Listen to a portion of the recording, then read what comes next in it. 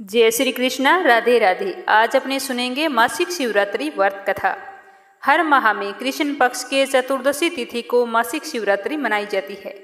इस दौरान भोलेनाथ की विशेष पूजा अर्चना से भक्तों के सभी कष्ट दूर होते हैं और भक्तों की मनचाही मनोकामना पूर्ण होती है। तो चलिए सुनते हैं मासिक शिवरात्रि व्रत कथा। भोले शंकर की जय हो, माता पार्वती जी की जय हो। धार्मिक पौराणिक कथा के अनुसार चित्रभानु नामक एक शिकारी था। वह जानवरों की हत्या करके अपने परिवार का पेट पालता था। शिकार करने के अलावा वह और कोई काम नहीं करता था। इसी कारण वह एक साहूकार का कर्ज था। धीरे धीरे कर्ज बढ़ता गया, लेकिन वह शिकारी कर्ज को नहीं चुका पा रहा था। समय पर कर्जा ना चुकाने के कारण साहूकार को गुस्सा आ गया। एक दिन क्रोधित होकर साहूकार ने शिकारी को ले जाकर शिव मठ में बंदी बना दी। संयोग से उस दिन शिवरात्रि थी। शिवालय में शिवजी के मंत्र, कथा, प्रवचन आदि चल रहे थे। भजन कीर्तन हो रहा था तो शिकारी वहां पर चुपचाप बैठ गया। थोड़ी देर तक तो वह इधर उधर भागने की योजना सोचता रहा। सोचने लगा कि यहाँ से कैसे जाऊं, क्या करूं। लेकिन धीरे धीरे उस शिकारी का ध्यान उस पुजारी की तरफ गया जो शिव कथा सुना रहा था। तो उसने भी ध्यान मगन होकर वो सारी कथा सुनी और शिव संबंधी सारी धार्मिक बातें भी उसने बड़े ही ध्यान से सुनी। चतुर्दशी को उसने शिवरात्रि की व्रत कथा भी इस तरह सुन ली और ओम नमः शिवाय के जाप भी उसने कर लिए। जैसे ही शाम हुई तो साहूकार वहां पर आया और उससे पूछा कि तू मेरा ऋण कब चुकाएगा। तो शिकारी ने हाथ जोड़कर कहा कि साहूकार जी, मुझे आज तुम छोड़ दो, मैं कल तुम्हारा सारा कर्जा चुका दूंगा, मैं आपको ये वचन देता हूँ। तो ऐसा कहने पर साहूकार ने उसे छोड़ दिया और वह वहां से छूटते ही जंगल की ओर चला गया। वह तो अपनी दिनचर्या की भांति जंगल में शिकार के लिए निकला था, लेकिन दिन भर बंदी गृह में रहने के कारण वह भूख प्यास से व्याकुल था। शिकार खोजता रहा, खोजता खोजता बहुत दूर निकल गया, लेकिन उसे कोई शिकार नहीं मिला। वह बुरी तरह से थक चुका था। जब अंधेरा हो गया तो उसने विचार किया कि आज तो पूरी रात जंगल में ही बितानी पड़ेगी। तो वह ऐसा सोचकर वहीं जंगल में एक तालाब के किनारे एक बेल वृक्ष था, उसी पर चढ़कर रात बीतने का इंतजार करने लगा। उसी पेड़ के नीचे एक शिवलिंग था जो बिल्व पत्रों से ढका हुआ था। शिकारी को उस बात का पता नहीं था। पड़ाव बनाते समय उसने जो टहनियाँ काटी थी वो संयोग से शिवलिंग पर गिरती चली गई। इस प्रकार दिन भर भूखे प्यासे शिकारी का व्रत पूरा हो गया और शिवलिंग पर बेल पत्थर भी चढ़ गए। जब रात्रि का एक पहर बीता तो एक गर्भवती हिरनी तालाब पर पानी पीने के लिए आई। जैसे ही उसके पानी पीने की आवाज हुई तो शिकारी ने धनुष पर तीर चढ़ाकर ज्यों ही प्रत्यंचा खींची तो हिरनी बोली कि हे शिकारी, मैं गर्भवती हूँ, मुझ पर तीर मत चलाना। तुम एक साथ दो जीवों की हत्या कर दोगे, जो ठीक नहीं है। मैं अपने बच्चे को जन्म देकर बहुत ही जल्द तुम्हारे पास आऊंगी, तब मुझे मार देना। इस तरह वह गिड़गिड़ाने लगी तो शिकारी ने प्रत्यंचा ढीली कर दी और हिरनी जंगली झाड़ियों में लुप्त हो गई। प्रत्यंचा चढ़ाने तथा ढीली करने से उस समय भी कुछ बेल पत्थर टूटकर शिवलिंग पर जा गिरे। इस तरह अनजाने में ही उसके प्रथम पहर की पूजा भी हो गई। थोड़ी ही देर बाद एक हिरनी वहां पर और आ गई तो उसे देखकर शिकारी बहुत ही खुश हुआ। जैसे ही वह नजदीक आई तो उसने फिर धनुष पर बाण चढ़ाया। तब उसे देखकर हिरनी ने बड़ी ही विनम्रतापूर्वक निवेदन किया कि हे शिकारी, मैं थोड़ी देर पहले ऋतु से निवृत्त हुई हूँ, कामातुर विरहिणी हूँ, अपने प्रिय की खोज में भटक रही हूँ। मैं अपने पति से मिलकर शीघ्र ही तुम्हारे पास आ जाऊंगी। तुम मुझे छोड़ दो, मैं तुम्हें वचन देती हूँ कि मैं तुम्हारे पास आऊंगी। तो शिकारी ने उसे भी जाने दिया। 2 बार शिकार को खोकर उसका माथा ठनका। वह चिंता में पड़ गया कि आज क्या बात हो गई मुझे, जो मैं इसे इस तरह हाथ में आए हुए शिकार को जाने दे रहा हूँ। इसी तरह रात्रि का आखिरी पहर बीत रहा था तो शिकारी ने सोचा कि अब की बार कोई भी शिकार आए मैं उसे जाने नहीं दूंगा। इस तरह शिकारी के 2 पहर की पूजा बड़े ही विधि पूर्वक संपन्न हो गई थी। तभी तीसरा पहर बीतने वाला था कि एक अन्य हिरणी अपने बच्चों के साथ वहां से निकली। शिकारी के लिए तो यह तो बहुत ही सुनहरा अवसर था, तो उसने जल्दी से धनुष पर तीर चढ़ाया और वह तीर छोड़ने ही वाला था कि हिरणी देखकर बोली कि हे शिकारी, मैं इन बच्चों को इनके पिता के हवाले करके लौट आऊंगी। इस समय तुम मुझे मत मारो, मैं तुम्हें वचन देती हूँ कि मैं लौट कर आऊंगी। तो हिरणी की बात सुनकर शिकारी हंसने लगा और बोला कि सामने आए शिकार को छोड़ दो, मैं ऐसा मूर्ख नहीं हूँ। मैं तुमसे पहले भी 2 बार अपना शिकार खो चुका हूँ। मेरे भी तो बच्चे हैं, वो भी भूख प्यास से व्याकुल हो रहे होंगे।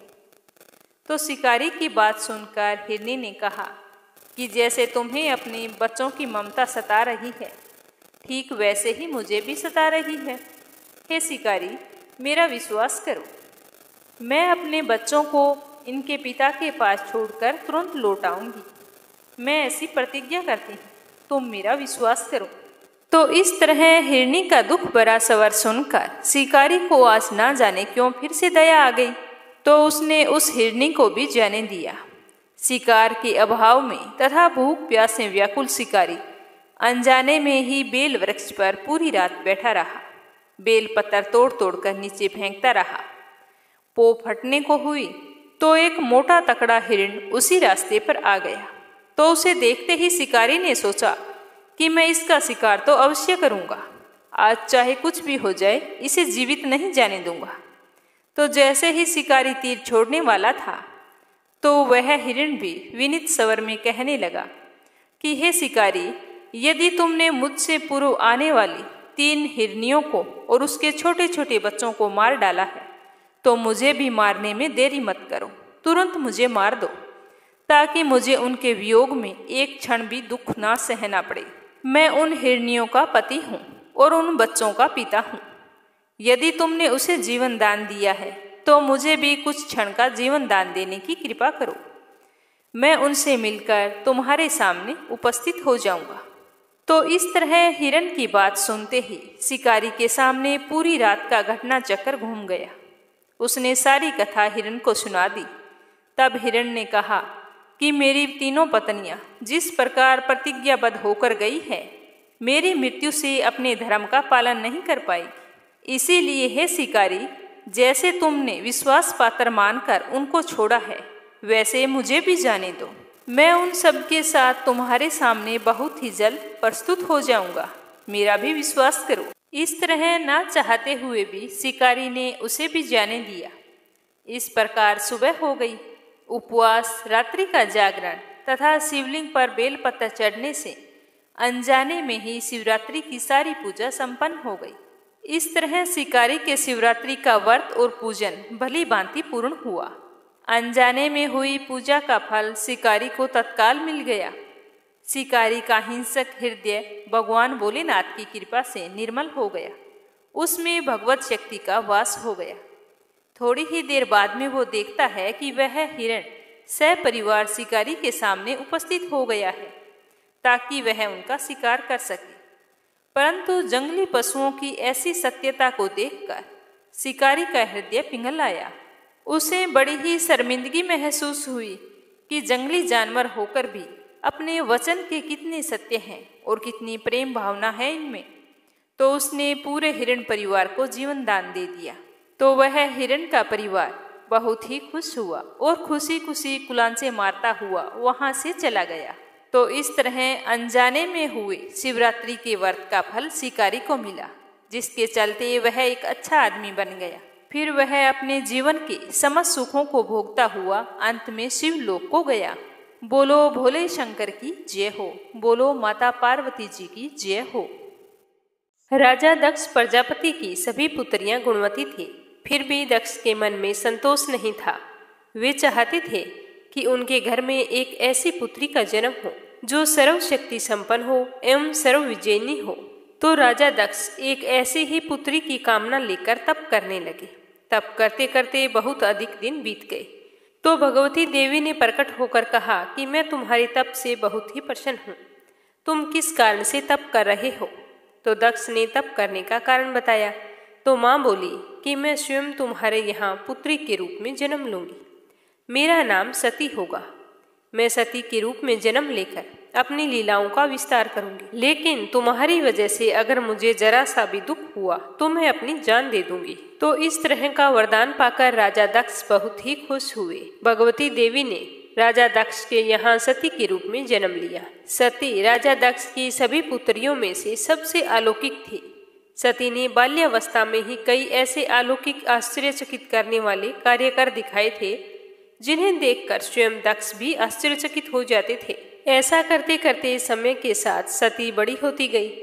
जब सती विवाह योग्य हो गई तो राजा दक्ष को उसके लिए वर की चिंता होने लगी। तो उन्होंने एक दिन ब्रह्मा जी से इस विषय में विचार विमर्श किया। तो ब्रह्मा जी ने कहा कि सती भगवती का अवतार है। भगवती आदि शक्ति और शिव आदि पुरुष हैं। अतः सती के विवाह के लिए शिव ही योग्य है और उचित वर है। तो दक्ष ने ब्रह्मा जी की बात मानकर सती का विवाह भगवान शिव के साथ कर दिया। सती कैलाश में जाकर भगवान शिव के साथ रहने लगी। भगवान शिव दक्ष के दामाद थे, किंतु किसी वजह से दक्ष के हृदय में भगवान शिव के प्रति वैर और विरोध भाव पैदा हो गया। एक बार देवलोक में ब्रह्मा जी ने धर्म के निरूपण के लिए एक बड़ी सभा का आयोजन किया था। सभी बड़े बड़े देवता इस सभा में एकत्रित हुए थे। भगवान शिव भी इसी सभा में बैठे थे। सभा मंडल में राजा दक्ष का जैसे ही आगमन हुआ तो दक्ष के आने पर सारे देवतागण वहां से उठ खड़े हुए और भगवान को प्रणाम किया। पर भगवान शिव खड़े नहीं हुए और ना ही उन्होंने दक्ष को प्रणाम किया। और यही वजह थी कि दक्ष ने अपना अपमान महसूस किया था। केवल यही नहीं, उनके हृदय में भगवान शिव के प्रति ईर्ष्या की आग जल उठी। वे उनसे बदला लेने के लिए समय और अवसर की प्रतीक्षा करने लगे। और वह अवसर भी दक्ष को मिल गया था, क्योंकि राजा ने एक बहुत ही बड़े यज्ञ का आयोजन किया था। उसमें भगवान शिव और सती को नहीं बुलाया। एक बार सती और शिव कैलाश पर्वत पर बैठे हुए परस्पर वार्तालाप कर रहे थे। उसी समय आकाश मार्ग से कई विमान कनखल की ओर जाते हुए दिखाई पड़े। सती ने उन विमानों को देखकर भगवान शिव से पूछा कि प्रभु, ये सभी विमान किसके हैं और कहाँ जा रहे हैं? भगवान शंकर ने उत्तर दिया कि आपके पिता ने बड़े यज्ञ का आयोजन किया है।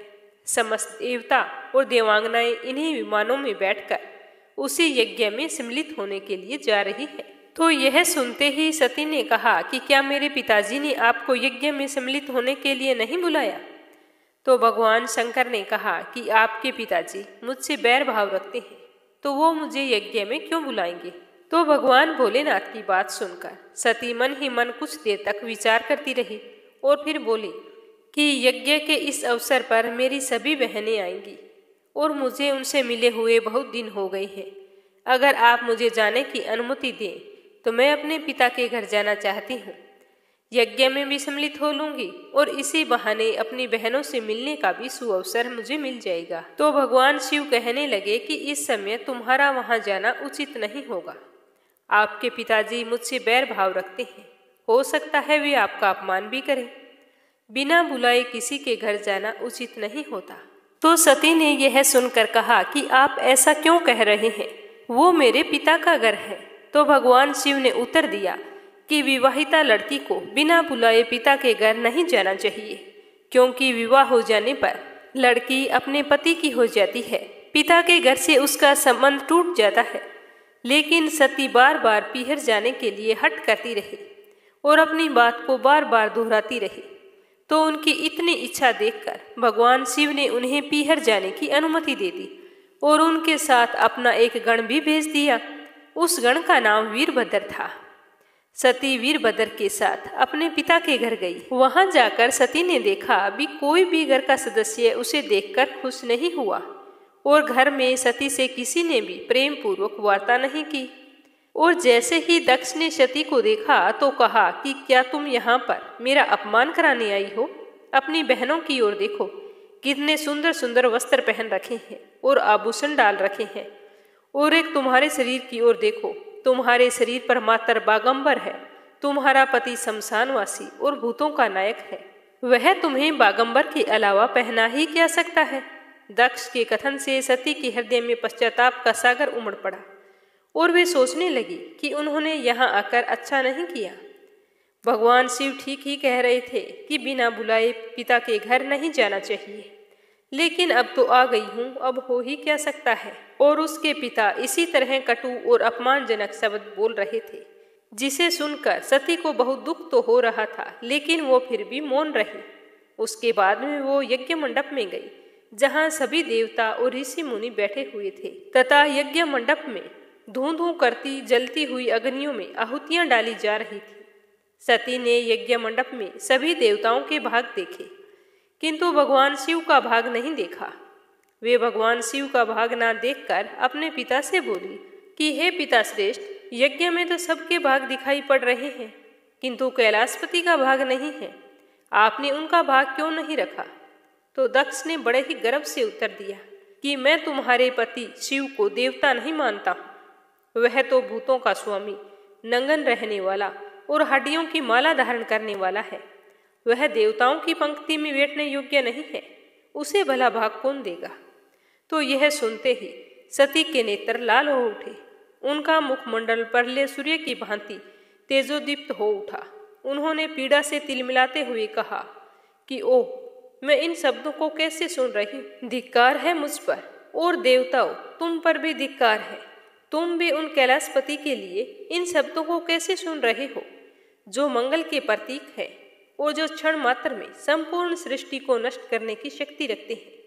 वे मेरे स्वामी हैं। नारी के लिए उसका पति ही स्वर्ग होता है। जो नारी अपने पति के लिए अपमानजनक शब्दों को सुनती है, उसे नरक में जाना पड़ता है। पृथ्वी सुनो, आकाश सुनो, देवताओं तुम भी सुनो। मेरे पिता ने मेरे स्वामी का अपमान किया है। मैं अब एक क्षण भी जीवित नहीं रहना चाहती। इस तरह कथन को समाप्त करती हुई सती यज्ञ की कुंड में कूद पड़ी। जलती हुई आहुतियों के साथ उनका शरीर भी जलने लगा। यह देखकर यज्ञ मंडप में खलबली पैदा हो गई। हाहाकार मच गया। देवता सारे उठ खड़े हुए। वीरभद्र क्रोध से कांप उठे। वे उछल उछल कर यज्ञ का विध्वंस करने लगे। यज्ञ मंडप में भगदड़ मच गई। देवता और ऋषि मुनि वहां से भाग खड़े हुए। वीरभद्र ने देखते ही देखते दक्ष का मस्तक काटकर फेंक दिया। जब यह समाचार भगवान शिव के कानों में पड़ा तो वे प्रचंड आंधी की भांति कनखल जा पहुंचे। सती के जले हुए शरीर को देखकर भगवान शिव अपना आपा खो बैठे। सती के प्रेम और उनकी भक्ति ने शंकर के मन को व्याकुल कर दिया। उन शंकर के मन को व्याकुल कर दिया जिन्होंने काम पर भी विजय प्राप्त की थी, जो सारी सृष्टि को नष्ट करने की क्षमता रखते थे। वे सती के प्रेम में खो गए, बेसुध हो गए। भगवान शिव उन्मत्त की भांति सती के जले हुए शरीर को कंधे पर रखकर वे सभी दिशाओं में भ्रमण करने लगे। शिव और सती के इस अलौकिक प्रेम को देखकर पृथ्वी रुक गई, हवा रुक गई, जल का प्रवाह ठहर गया और रुक गई देवताओं की सांसें। सृष्टि व्याकुल हो उठी। सृष्टि के सारे प्राणी पुकारने लगे कि त्राहि माम, त्राहि माम। इतना भयानक संकट देखकर सृष्टि के पालक भगवान विष्णु की ओर बढ़े तो भगवान विष्णु सारी सृष्टि की रक्षा करने के लिए अपने चक्कर से सती के एक एक अंग को काट काट कर गिराने लगे। धरती पर 51 स्थानों में सती के अंग कट कट कर गिरे। जब सती के सारे अंग कट कर गिर गए तो भगवान शिव पुनः अपने आपे में आ गए। जब वे अपने आपे में आए तो पुनः सृष्टि के सारे काम सुचारू रूप से चलने लगे। धरती पर जिन 51 स्थानों पर सती के अंग कट कट कर गिरे थे, वे ही आज शक्तिपीठ माने जाते हैं। आज भी इन स्थानों में सती का पूजन होता है, उपासना होती है। माता सती का हृदय नैमिषारण्य में गिरा था, जिसे भगवान शिव ने अपने हृदय में धारण किया था। इससे देवी ललिता का अवतरण हुआ था। नैमिष धाम में लिंग धारिणी शक्तिपीठ विराजमान है, जहां भगवान शिव के साथ देवी ललिता की पूजा की जाती है। तो अब अपने सुनते हैं एक सच्चे शिव भगत की कथा। एक नगर में भगवान शिव का एक भव्य मंदिर था, जहां हर वर्ष दूर दूर से भक्तजन शिव जी के दर्शन करने के लिए आते रहते थे। सावन का महीना चल रहा था। दूर दूर से कावड़िए कावड़ लेकर भगवान शिव का जलाभिषेक करने के लिए आए हुए थे। मंदिर का परिसर भक्तों की भीड़ से भरा हुआ था। तभी अचानक आकाश में बिजलियां चमकने लगी। और बादल गरजने लगे और एक सोने का थाल वहां से उतरा। उसी के साथ एक भविष्यवाणी भी हुई कि जो कोई भगवान शंकर का सच्चा भक्त होगा और प्रेमी होगा उसी को यह थाल मिलेगा।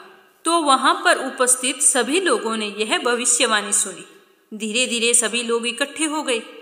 जो लोग मंदिर की व्यवस्था देखते थे उन्हें तो पूरा विश्वास था कि यह थाल हमें मिलेगा, क्योंकि हम तो पूरे मंदिर की व्यवस्था देखते हैं, मंदिर की सारी जिम्मेदारियां उठाते हैं, इसीलिए ये सोने का थाल तो हमें ही मिलेगा।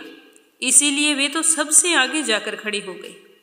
सबसे पहले एक पंडित जी आए और बोले कि देखिए, मैं प्रतिदिन महादेव का अभिषेक करता हूँ, इसीलिए मैं ही भगवान भोलेनाथ का सबसे निकटवर्ती प्रेमी भक्त हूँ, इसीलिए थाल तो मुझे मिलना चाहिए।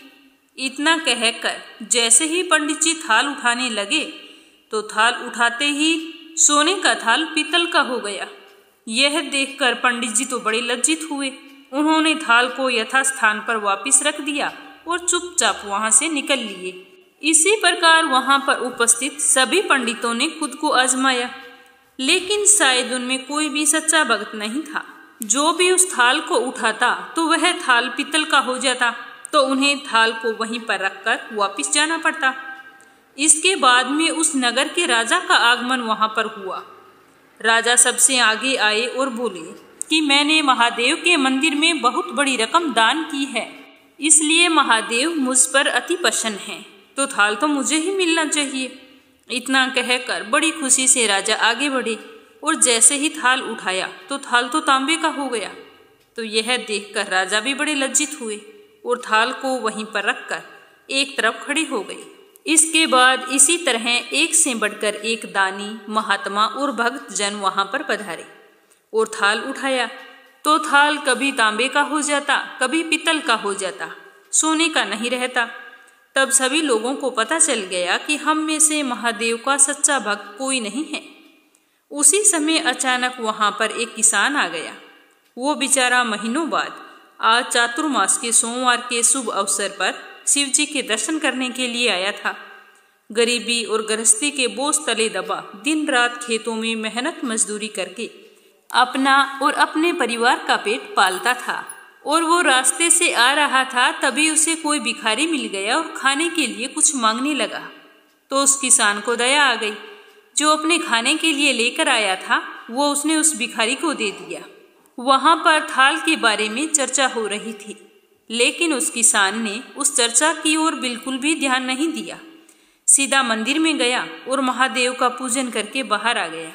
जैसे ही वो परिक्रमा करके जाने लगा तो पीछे से एक व्यक्ति बोला कि भाई, तुम भी थाल उठाकर देख लो, हो सकता है तुम ही सच्चे भक्त हो, तुम्हारे लिए ही सोने का थाल आया हो।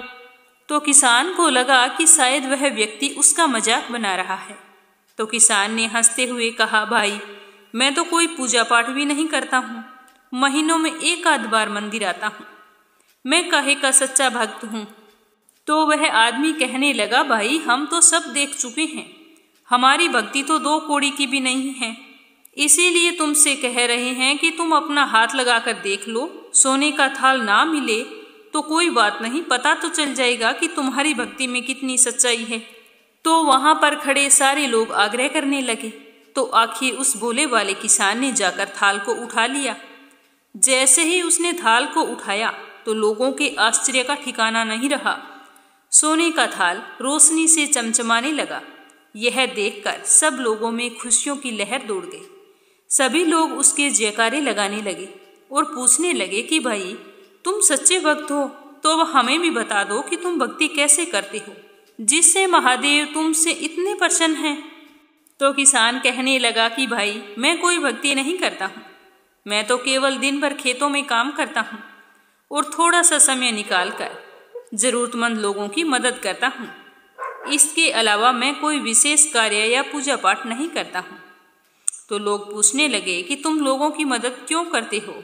तो हंसते हुए किसान कहने लगा कि सुकून, दूसरों के चेहरे पर मुस्कान देखकर मुझे जो आनंद और खुशी होती है उसे मैं शब्दों में बयान नहीं कर सकता। शायद यही कारण है कि महादेव मुझसे आज इतने प्रसन्न हैं।